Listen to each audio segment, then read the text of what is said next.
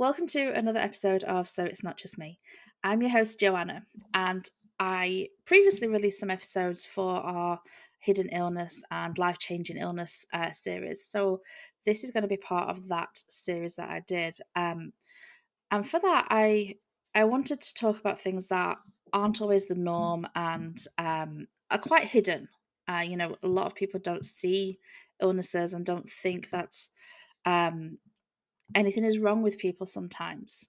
And for that, I would like to introduce my guest. My guest today is somebody that I've known for a long, long time, many, many years. Like 20 years maybe now, if not more, Even longer. even longer. um, Like 30. at least, probably, yeah. Don't say that because that's showing my age. But with that, I'd like to introduce my guest, Becky. So, Becky, do you want to let us know why you're here? Sure. Hi, I'm Becky. So I'm here to chat today with Joanna around my recent diagnosis of MS. So just last year, I was diagnosed with MS. So at 32 years old, 33 now. Yeah, and just completely out of the blue, unexpected. So I just thought it'd be maybe a good sort of topic of conversation, maybe to chat to people who, I don't know, maybe have a similar experience that Yeah. just, yeah, completely get blindsided by a lifelong illness. Yeah. So yeah, that's why I'm here. What How did you feel like the first time? Did you just feel like something wasn't right, or did you just have like an inkling that something was going on that didn't seem normal? Yeah, so the first time, so what took me to hospital? So I went on holiday. I went over to Madeira with my family, and I came back. Was on the flight, literally just landed, and started to feel dizzy, which I think is quite a common thing for people coming off a flight, having weird kind of feelings. But it lasted ages, and I mean, a couple of days passed. You still think, God, why am I so dizzy? Like vertigo kind of feelings. That's the only way I can describe it. But I've never had vertigo, so yeah, I just this went on for a while. So I think after about 2 weeks, I just thought, yeah, this is ridiculous now. I need to look into it. So obviously I went to the doctors, and they gave me a tablet for dizziness and sickness. Did nothing. So I had Right. that for 7 days, hoping that after the 7 day course I might start to feel better. I had that for 7 days. And then tried everything. You know, like you do, like obviously you go to the doctors, that's the right thing to do, which I don't Yeah. always do that with everything that I feel. And I started like Googling stuff. Honestly, I tried lots of like random remedies to get rid of this dizziness, but because it was at the point of it was like debilitating, like I couldn't go to work. I was just struggling massively, like with like sickness and dizziness. So that was the first, what I thought was the first kind of symptom of it. Right. But I'd actually had symptoms of it prior that I've been to the doctors about that I forgot about Oh, okay. because I didn't know anything about MS. Right. So I didn't link anything because I didn't think I had MS. Right. So yeah, like weeks passed with this dizziness. I must have been 4 weeks in of the dizziness, and I was in work one day. I was getting to the point where I wasn't driving into work. My other half was taking me to work, and he dropped me off. And then in the morning, I was just sat at my desk, and I was in a really, really bad way. So I spoke to one of my colleagues, and I just sort of said, like, "Can you just take me to A&E? Like, I don't know what else to do. I've tried everything." So she, yeah, ran me over to A&E, and that's where it all started. Just days of different tests, MRIs. They thought I'd had a stroke. Right. Yeah, that was the first thing. They were like, "Oh, we think you've had a stroke," which was scary. Yeah. Um, so, and then, yeah, I had MRIs because they thought I'd had a stroke, and then they ruled that out. And then they admitted me into hospital. I had to stay there for 5 days, one test after another, which was really like just crazy. I've never been in hospital before. Right. Obviously, I've been in A&E when I was a kid, but never had a hospital stay. So Right. that was quite scary in itself. Um, and I had what they call so it's a lumbar puncture, and Yeah. they're looking for something which I now know, but I didn't know then. they were like, "Oh, we need to send you for this lumbar puncture just to rule this thing out." I probably didn't take any notice that they said MS at the time, but and then they said, "Oh, it's came back positive." So this was after a day of being there. They said, "Oh, it's came back positive. You for something called, I don't even think I can pronounce it now. It's called like oligoclonal bands, Okay. which is what they test people for MS. Or it's one of the indicators that you've got MS. It's something to do with proteins in your spinal fluid or something." Right. And the doctor just came by my hospital bed after being there for 4 days and just said, "Right, we're going to start a course of steroids because you've got inflammation on your brain because Wow. we think you've got MS." So I'm like, "What?" I'm like, "And what?" Yeah. Yeah. And like my Wow. husband, I think, came into the hospital room shortly after that, and he was like, "Oh, what did the doctor just say?" So I told him, and he was like, "What's that?" And I'm like, "I don't know, but it sounds bad." And I were in a bit of a bad place at that point because I just I don't like hospitals, if I'm honest. Right. Nobody likes hospitals. Nobody likes No. being sick. Well, exactly, and I never am. Well, I don't feel like I ever am. Like really, I don't catch loads of illnesses. So yeah, to just be told, and it was as kind of because the doctor had to do the rounds around the ward. He just said, "Look, this has come back positive, and you've got inflammation in your brain, and we think you've got MS, but we'll do a couple more tests, and you'll get a diagnosis." Yeah. So like, what? Mental, like, because bearing in mind at the time, so this was May last year, Right. no, June last year by the time I went to hospital. In April last year, I got engaged. Right. Yeah. And like, honestly, the happiest time of my life. Like, I'd had a recent promotion at work, just everything was great. And then this just happened. So it just Completely out of the like, blue. yeah. But what I did find out later down the line was actually I'd been to the doctors in March for something which was a symptom of MS, but I Right. wasn't obviously, they didn't investigate it at the time. Because I guess if it's just one symptom, they don't think of the bigger picture. They just think of that at the time. Like with the dizziness, they just think that you're dizzy. They don't look into it any Vertigo, further. Yeah. Yeah. yeah. That's Because, crazy. And yeah. did your symptoms kind of keep developing, or did you? So, well, at that as well, back in the March prior, so obviously I got engaged in the April, the dizziness started in the May, went into hospital in the June. So in the March, so I'd started doing, couch to 5K Yeah. around around Christmas time. And I was getting to a decent point. I was running, which I don't run still at that point. So I get into a decent point, and then all of a sudden I started falling over all the time. Oh. So I got running, and pretty much every run I went on, I'd fall. And because I ran with my mum, and my mum was like, "This is weird. Why are you falling all the time?" And I'm like, "I don't know. I had bloody knees for like 2 months, Jeez. and and I had like numbness. I actually put it down to. I remember saying to my mum, like, "I think the running. I think I'm gonna have to stop the running because actually it's my left leg is numb, and I think it's dragging a bit, which is making me then fall." Right. So I went to the doctors about it because my mum's always like, "Go to the doctors, go to the doctors." So I went to the doctors about it, and they just fobbed me off. They just like went, "Ah, right, okay, yeah, probably just got a bit of nerve damage in your leg." That's all they put it down to. But then, obviously, fast forward to June, July time, It all they starts. said that will 100% have been an MS Yeah. relapse. So it's like a little jigsaw puzzle. They're putting everything together, and it's actually. Do they know how long you may have had it before? No, they can't really kind of put a time on it, but for some time I will have because what they saw when they did the MRI with contrast on my brain and my spinal cord was lesions. Right. They're called lesions, like scarring almost. The more lesions and scarring you've got, like the worse and like your disability becomes basically. Right. So, and I had quite a bit.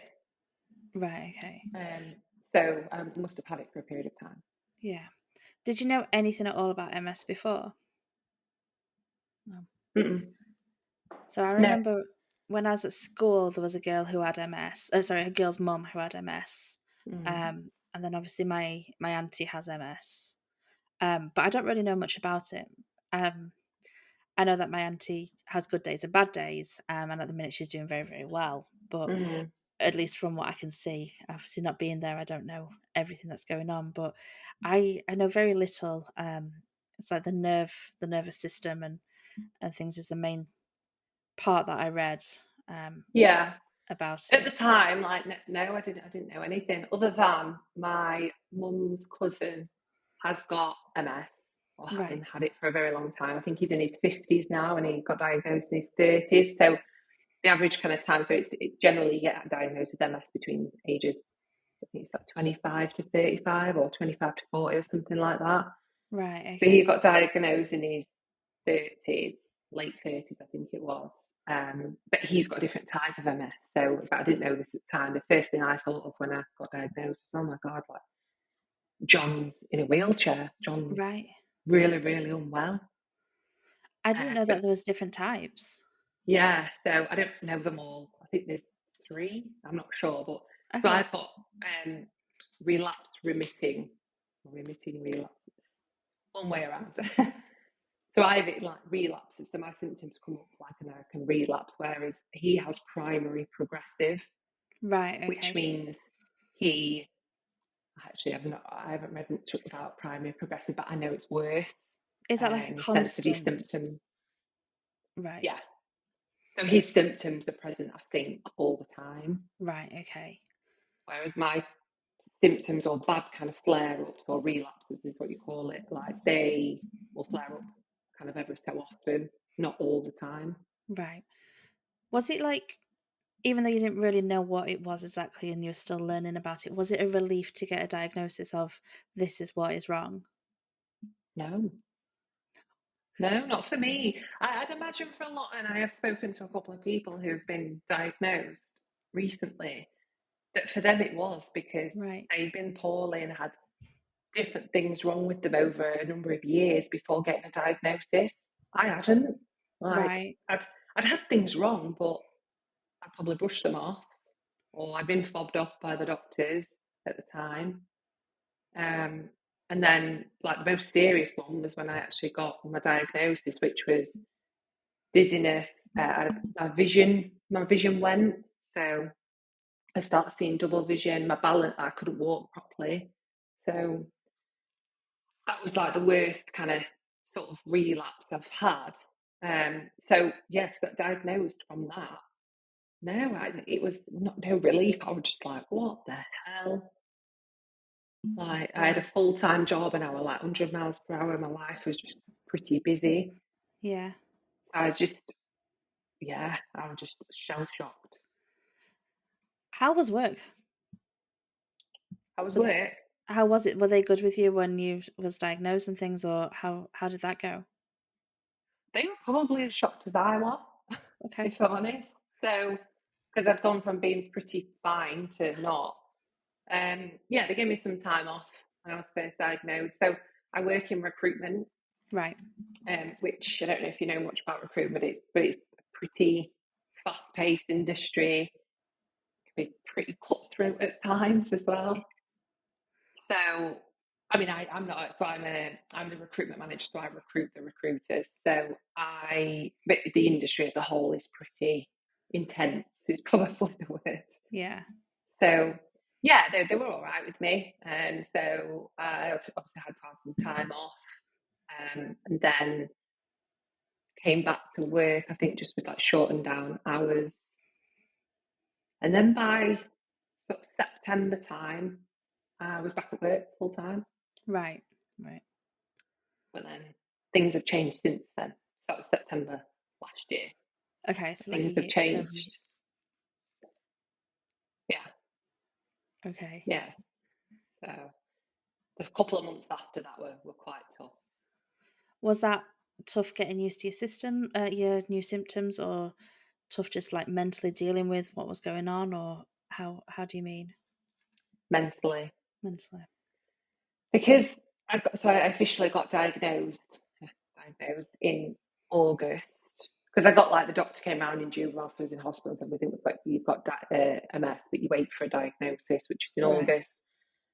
And they have conversations around what treatment you should go on. So they sort of see how many how big the lesions are on your brain and spinal cord, and your symptoms and stuff like that, how it's kind of progressed, how bad it is basically. And in August time, they sort of said to me like, you qualify for the highest, like most effective treatment because you Okay. for your age, you've got quite a lot of lesions on your spine and brain. So again, that just made me go like, what the hell? I mean, they're not saying things that are going to make you feel reassured. I'm feeling. No, no. So I was just like, geez. So from August when I officially got diagnosed, I went and saw the neuro, whatever they're called. This is the thing. My memory is shocking now. Went and saw the neurologist, Yes. and he had a good chat with me, talked to me about obviously the treatments that could go on. From one end being like chemo, so going on chemotherapy treatment, which would obviously make me unwell. I'd lose my hair, which I know is quite sort of vain to say, "Oh God, lose my hair," but it's it's a big It's a deal, big isn't it? deal. It is a big deal. Yeah, and then to like then the lower sort of stuff. But he said I'd go for some sort of quite highly effective stuff if I was you, but you can try different things. So I was thinking about that all around kind of August, September time, and then started the treatment in October. So I had to do like a loading dose, which you have it like every week, I think for 4 weeks. So you Right. self-administer the injections, then it's just once a month from there. But they tell you about all the worst case kind of things that can Yeah. happen. Like it was just really, really scary. Like for someone who is relatively fit and healthy, well, I wouldn't say fit at the time. I wasn't fit, relatively healthy. Yeah. Um, it was just really, really scary. And I think it got to October time that I don't know, it just hit me like a ton of bricks. Like I just started to feel just really emotional, really upset. Probably not a very good partner to Pete because I was just coming home and either been really mardy with him or really just horrible Yeah. to be around. But I knew I was being horrible to be around. Yeah. I just really, really struggled, and I spoke to my MS nurse. My MS nurse is amazing. It's a lady called Sarah, and she's great. And other people have had other kind of experiences with their MS nurse, but mine is just brilliant.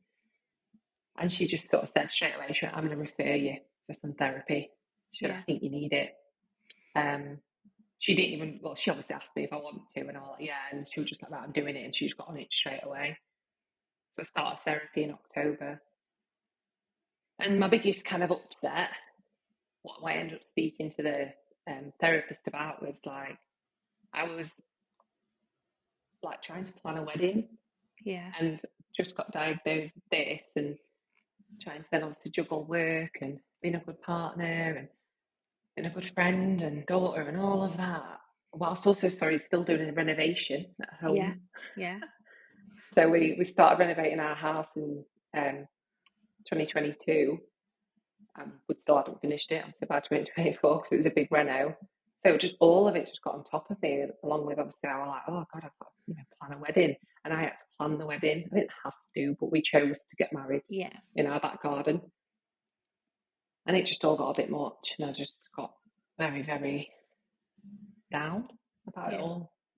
So It gets to like yeah, the borderline depression stage, and you don't know what else to do. It sounds like having Pete and the nurse is like a huge support. Finding those hmm good, like that good partner, that good friend, that good nurse to help you with things is so so important. And a lot of people don't know that they can go to therapy for these kind of things as well. no, I don't have a clue. Yeah, I know the very first time I went to therapy over here, because obviously I'm American now and everyone has a therapist. Um, hmm I was like, "Well, what do we talk about? What do I say? I don't want to sit here and cry. I don't want to sit here and be sad. hmm What do we talk about?" But the relief of having somebody to talk to that isn't then, "Okay, now let's make dinner," or "Let's, you know, watch TV," or whatever. It's such a relief to have that support. Yeah, That's yeah. important. It was, and like a lot of obviously the first couple of sessions where there was just kind of chatting around, like, what you're struggling with at the moment. Obviously, you've recently been diagnosed, and what's the one thing that you really want to, if we were to fast forward, I think she asked, like, what if we were to fast forward a couple of months from now, in our last session, what would you want to achieve? And my big thing was, I want to be like enjoy planning my wedding again, because at one point I said to Pete at that time, I just said, like, I don't, not that I don't want to get married anymore, but I don't want to do what we always wanted to do. I just want to get married, maybe just not two of us and our parents. And he was like, what? Like, this is what you've always wanted. I was like, yeah, but I just don't want to do it. I just want to get married and that's it. Yeah. But he knew that that weren't me, because he knew that I'd were absolutely like just buzzing to do all of that and arrange my wedding and have the whole kind of experience with my friends and my family and with Pete. So he knew that weren't me. And he sort of said, like, yeah, go and get this therapy, talk to me whenever you want, but I'd go, take what Yeah. you can get. Yeah. And it helped, I'm Yeah. assuming. Yeah. Good. Yeah. Didn't think it would after the first session, but after the first session, I just slowly but surely just started kind of getting into my groove again of just being back to my normal self. Like, around that time, I didn't leave my house for like 6 weeks or something crazy. Right. Like, I didn't want to go out. I didn't want to see anybody. I didn't want to even go to the shop, Yeah. like down the Yeah. road. I didn't want to do anything. I didn't want to plan my wedding. I was just miserable. It's I like just, yeah, never been like everything's that just, before. it's like everything's not important, but everything's important at the same time. And that's like the depression that kicks in. And I don't know about you, but when I got to that stage with my things, I got really anxious. So I couldn't go outside. I Mm, couldn't go places. And then it was like a complete new set of symptoms that came in and affected me that way. yeah, Has it changed, like, what since you've been diagnosed, how has it changed your, like, your day-to-day or your weekly lifestyle? Have you had to make changes? I'd say so. Yeah, Yeah. massively. So I kind of went back to work in the October last year and just got on with stuff as I had been before. Just went back to work full time, and then it got to like January, February time. So I'd gone back to work because it's quite a fast paced job, and like my life outside of it is quite fast paced and just busy, and it was all just getting a little bit much. And like, that's kind of one of the things I spoke to the therapy lady about. I mean, she didn't tell me to kind of ask to go part time at work, but she sort of said, like, do you have the opportunity to be able to? And I spoke to an NS nurse actually about that, and I took the decision, which was really, really difficult at the time, in January or February, I can't remember when it was, to ask my work if I could go part time, which was really, really like, just like, for me to do that, because I've worked my way up in this business for so many years. I've worked really, really hard, put all my like just blood, sweat, and tears into it all to get to Yeah. where I was. So it felt like to me, like, God, I'm just going to let go of it all now to go part time for something that's only just happened to me. But after a lot, like probably a good sort of 6, 8 weeks thinking about it over the Christmas period, I realised it's just what I needed to do. Pete Yeah. supported me in doing that. He just sort of said, like, whatever you need to do, like, you just got to go with it. So yeah, I asked to go part time, and I've just got a much slower pace of life than I used to, but it suits me much better. Yeah. Like, because I'm making time for the stuff that I actually need now. Yeah. So like fitness, exercise, planning what I eat, what I put in my mouth, like just stuff like that. That I think when you've got like things are quite fast paced, you don't do you. No. Everything's like survival mode. Yeah. You You're just constantly in survival do what you've mode. got to do. Yeah. Mm.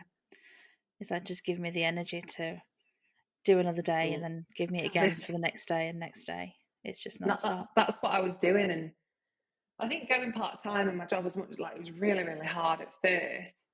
I've obviously got used to it now because it's been, what's it been, like 9 months, I think, that I've been part time, and yeah, it's just better for me, my health, Yeah. like, and just, yeah, just being able to just live my life better. And I think what it's done as well, it's allowed me to sort of realise that like work's not everything. Mhm.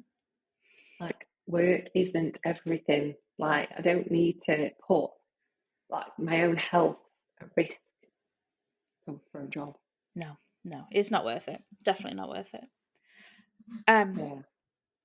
so I'm gonna circle a little bit. So you said about you got married uh last couple of months, wasn't it? It's only August 2nd, yeah. August 2nd.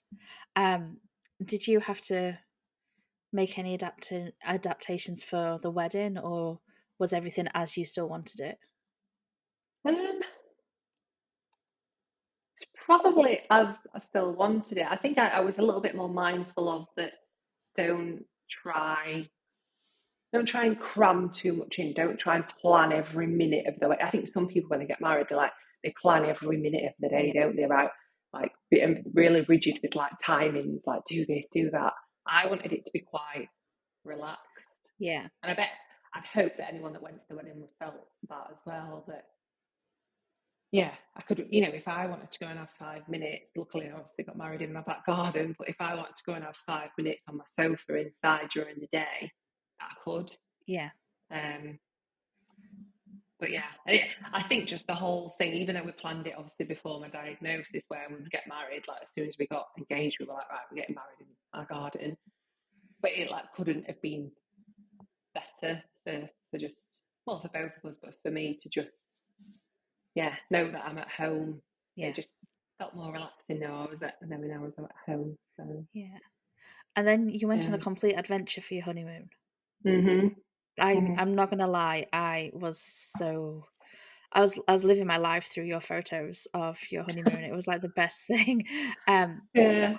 how did you cope with that? Because obviously it was quite a lot of places that you went to, right? Yes, we went to 9 different countries. So Jeez Louise. this was something obviously we thought about quite a bit over the year of like, oh gosh, like do we still do that trip that we've always wanted to do? Because we always sort of said like one day when we get married, our honeymoon will be us taking a decent amount of time off work and going away because we've got a camper van. Yeah, So yeah, I did think about it quite a bit over the like sort of the year that we were sort of planning the wedding and the honeymoon. Is just like, oh, is this going to be like the right thing to do now?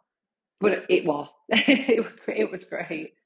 We we just took it steady really. Like again, we didn't plan every day, right. and I think that's what kind of I've learned is that don't over plan like your weekends or like the honeymoon to the point where then you're like, oh gosh, I can't do that today, or pushing myself to do something if I'm not feeling great. Yeah, I think that's what I've learned is don't try and cram loads of stuff in because as much as it's nice to see the sights when you're in a different country, but not a detriment to then having a couple of days wiped out because I've no, overdone it. yeah.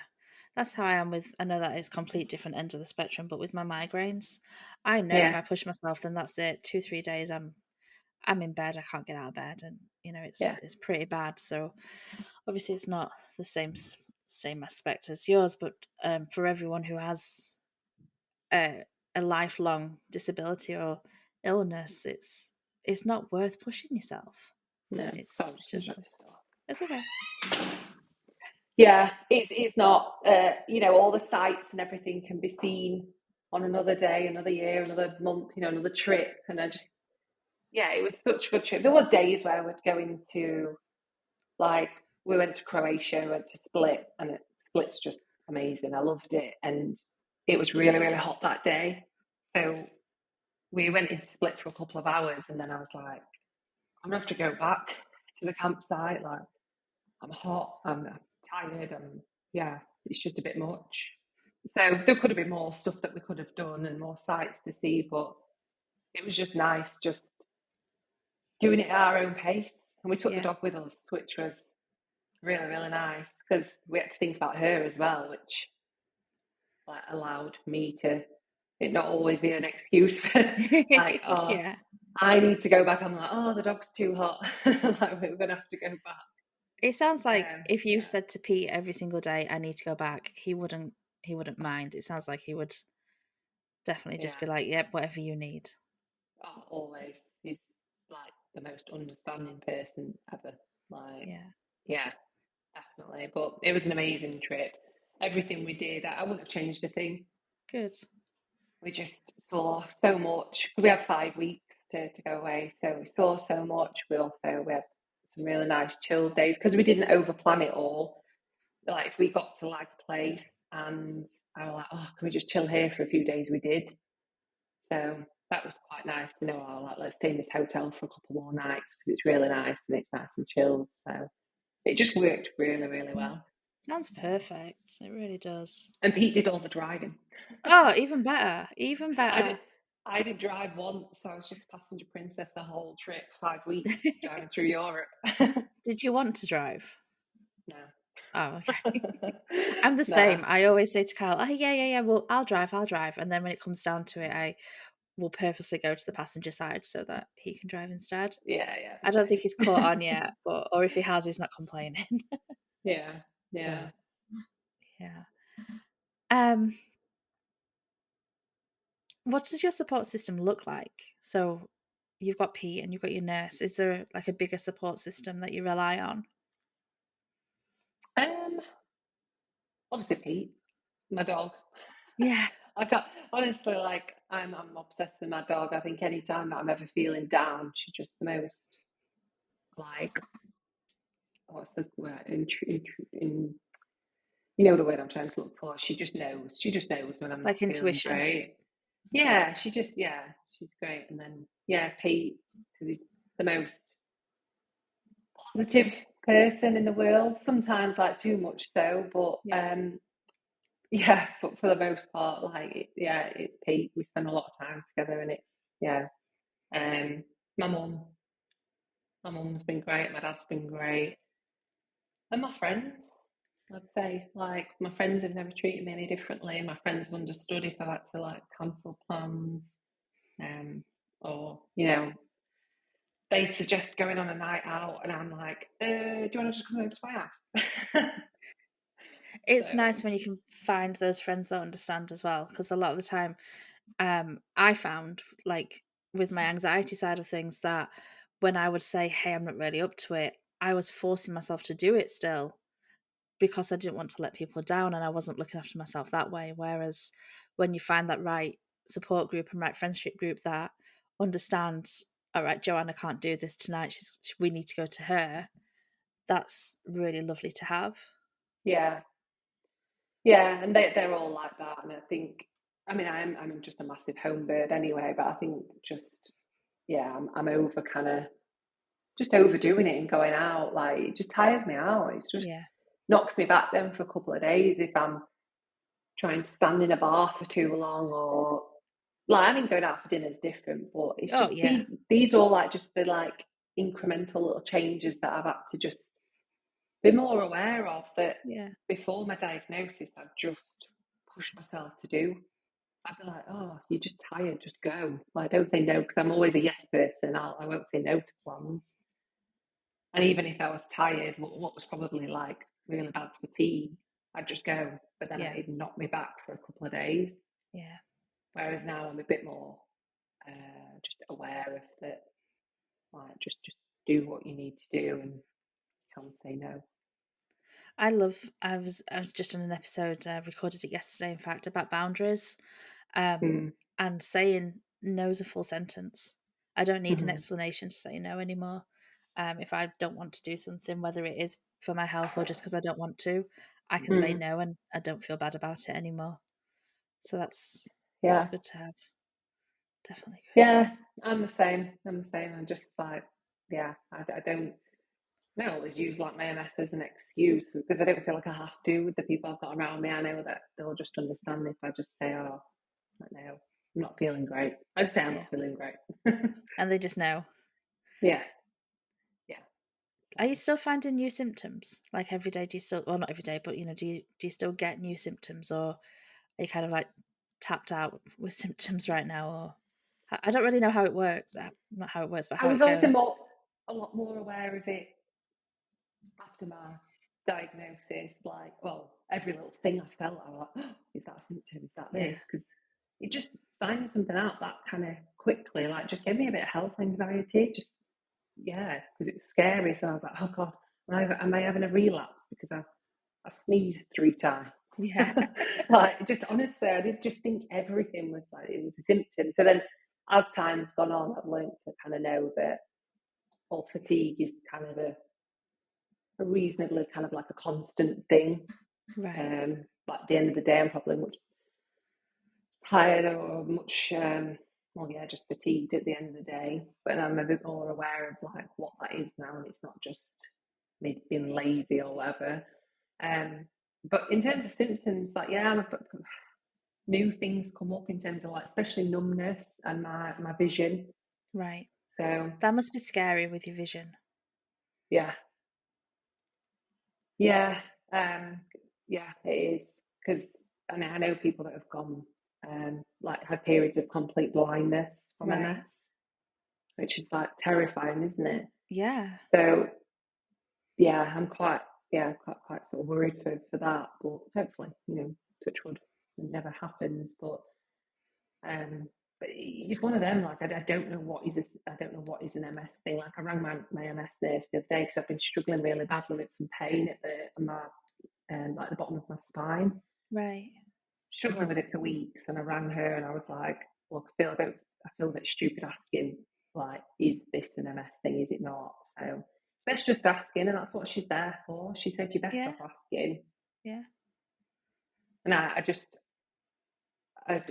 book a doctor's appointment as and when I need to now, whereas before I probably would go to the doctors maybe once every 5 years. Yeah.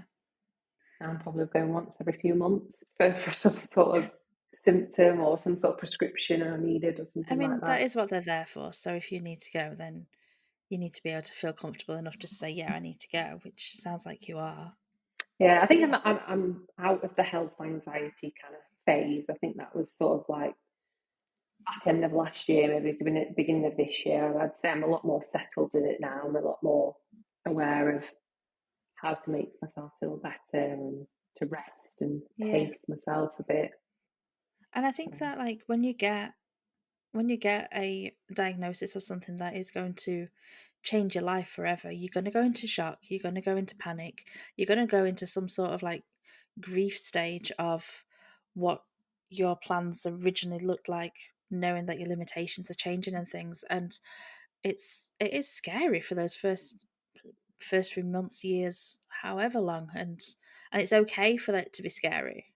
It's okay for you to be unsure and things until you Hmm. until you're ready to move forward with what you know and what you don't know. Yeah, yeah, and I think it's coming to that realization because, like, last year when I came out of hospital, I wasn't in a good way at all. Like, Right. so I like my balance, my walking, my vision, the dizziness still. But on the face of it, I looked okay-ish. As the weeks went on, I looked even more okay, but I still didn't feel like myself. Yeah. So like friends or family had like seen me and they'd be like, "Oh, you're looking really, really well. You look so much better." And inside, I'm just like, "I'm glad I look it, but I don't feel it." And this is, Inside, I feel like death. yeah, this is probably one of the things with MS. It does, you can't see it. It's Yeah. not something I've got on my forehead. Like, it's a invisible kind of illness almost Yeah. for some people. And so I think when people are like, "Oh, well, you look fine," I'm like, I have to just bite myself because I'm like, yeah, but I know my husband does say that like a fair bit, and obviously coming from a really good place, and he's like, "Oh, you look fine. You should go for a run. You look fine." And I'm like, "I'm telling you, I am struggling. So stop I'm pushing me to go sitting for on a the run." sofa and not moving. Leave me alone. Yeah, Go for a run on your own. yeah. And I know it's always that coming from a good place when people Yeah. sort of say stuff, or like my friend said to me when I came out of hospital last year, when the first time I went for a walk. When I came out of hospital, she said to me, she'd kill me for telling you this, but she said to me, "How are you feeling?" Da, da, da. And I was like, "Well, I'm having to hold on to peaks. I'm struggling like with my balance and stuff, worried about falling over, and still got dizziness." And she went, "Do you think it's all in your head?" And I just went, yeah, technically it is, like, it's inflammation of my brain, yeah. I got the feeling she probably meant, like, "Do you think you're making it up? Are you making Maybe this up?" hypochondriac, you're not really, you know. Yeah. I remember going home and thinking, "I can't believe she said that." I know she won't mean it in a bad way, but I just remember just thinking, "Is she for real?" It's just you think that you're over exaggerating, and Yeah, you've used Doctor Google, and Doctor Google is clearly right every single time. yeah. But I guess this is the thing with something that people can't see right in front of them is Yeah. they don't know, do they? And it's something that they don't know anyway. Not everybody knows what MS is. Like, I had Mm, no clue. If it wasn't for my auntie having it, I'd have no clue what it was. So, mm. and even then, like I said before, I don't know the ins and outs. I don't know very much about it. I only know as much as people tell me. And some Um, people, all the symptoms are very different. A yeah, lot of people live with it very differently. I think it's been a lot different over the past like 10 or 15 years because a lot more treatments have come out for it. Whereas yeah, my my mother-in-law's mum died from it. Well, right, obviously, it was quite a long time ago, but she died from it technically. But um, it's not something that you die from now. It's not. Yeah, you don't die from the symptoms of it. yeah. Like You just have so, to like make she adjustments. yeah, technically, like the life expectancy isn't any shorter than the next person, the next sort of healthy person. So, um, but yeah, it looks very different for different people. Like I say, my cousin's in a wheelchair and has been for 10 years. Yeah, So that's yeah, I guess what you think about with like a disability, you think, oh, they must have been in a wheelchair, but no, some people are still running down the road, but then the next couple of weeks they might be completely like wiped out and be yeah. really, really struggling and yeah. If anyone listening has been like newly diagnosed or thinks they may have something, what would your advice be? Well, now it'd be like, yeah, go to the doctors. If you know your own body, like, so if you are thinking this is completely like not like me, like go to the doctors. I probably should have gone much sooner. Right. Um, and then I think if I could have told myself, like, well, just sort of newly diagnosed, like, if I could have sort of said to myself, it's probably like, don't always look at the worst case scenario. Like, you still could live a normal life with some sort of adjustments, but don't always look at kind of the worst case. Look at Yeah. like, because that's what I did. I thought, oh my gosh, I'm gonna be pushed down the aisle by my dad instead of walking next to him, walking down the aisle, stuff like that. And you do, don't you? You go into that, oh my Yeah. gosh, Yeah. everything's falling apart, everything's horrendous. So yeah, I just think just take one step at a time, ask questions, um, join some join some groups where you can. That took me a bit of time to kind of like think, oh, this is a Facebook group for Yeah. these type, people that have got MS in Doncaster. And I remember just going on Facebook, searching for it, and there was one right there, and there was people that I knew that were part of that group that also have MS that I didn't know had MS. Oh, okay. Yeah, so like, I should have done this sooner. I think I only joined this group like a few months back. So I messaged a girl who actually I went to school with and said to her, like, oh, hope you don't mind me asking. I saw that you're a member of the MS Doncaster group. And I was like, have you got MS? And she was like, yeah, I have. So it was nice kind of chatting to her, sort of see sort of where she Yeah. was at, how she was feeling. But all that stuff, like, it just takes time to kind of build up the confidence to do and, Yeah. and accept that you've got an illness, you've got something that, yeah, you wasn't expecting. So yeah, I just say like don't kind of always just think of the worst case scenarios. Ask questions. Um, speak to people. Ask what you've got. Like what kind of support you've got then from good old NHS or any kind of healthcare system is where can I get some support? Probably should have got the therapy a little bit sooner than I did I to do think help me therapy deal is with a very new difficult. diagnosis. Yeah, Yeah. therapy is very, very difficult for people because a lot of people see therapy as failure, and it's Mm. not. That's what I found, is that a lot of people found it as failure. So, Yeah. but I was worried it's about great. I was worried about what it'd feel like to my husband is just, gosh, he's gonna feel like he can't help me and that I've got to go and seek help from somebody else. So I was Yeah, worried about letting him know that I was going for therapy. So, but and I bet it was now I look nothing to back at worry that about. now and I just, yeah. Yeah, I think actually speaking to someone completely objective is much better because you're not putting, because what I feel like sometimes that I'm putting a burden on somebody and yeah. upsetting somebody, when speaking to someone completely objective and someone who, knows how to deal with these types of things, like, hmm is, yeah, much better. My only input on that would be regarding therapy. If you think you're ready to leave, like ready to finish it, give it one more, give it one more Yeah. session. Because I left my therapy far too soon. Oh, did Um, you? Okay. yeah, I still regret now leaving the therapist that I was with. Um, Mm, and I definitely left too soon. So if you think you're ready to leave, give it one more session yeah. just to make sure before you do say, Yeah. okay, I'm good.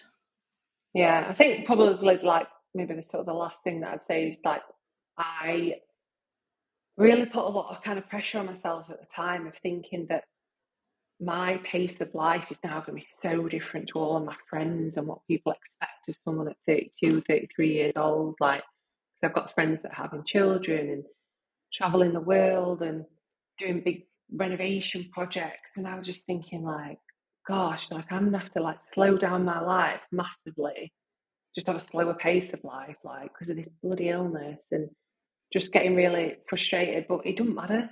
Yeah, Like, how I live my life doesn't matter. Like, just don't compare myself to other people. Like, and I think it's helped me just be a lot happier for everybody around me as well, knowing that I'm doing me. Like, my husband, luckily, we're just very much on the same wavelength with a lot of things, like, especially to do with like how we live our lives, how we go on holiday, how we spend our yeah, spare time. So that's been quite nice to help me not compare myself to like other friends and family and stuff. So yeah, that's probably advice I'd give to someone is don't compare yourself to everybody else your own age. yeah. Like, it doesn't Even matter if things are a somebody bit, even somebody older or younger, just don't compare. yeah, Just you don't need to. yeah. You don't need to do everything that everyone else is doing. Like, I've told myself that for a long time. Like, just because all your friends are having children doesn't mean you have to. Like, Yeah, it's fine. You'll be okay.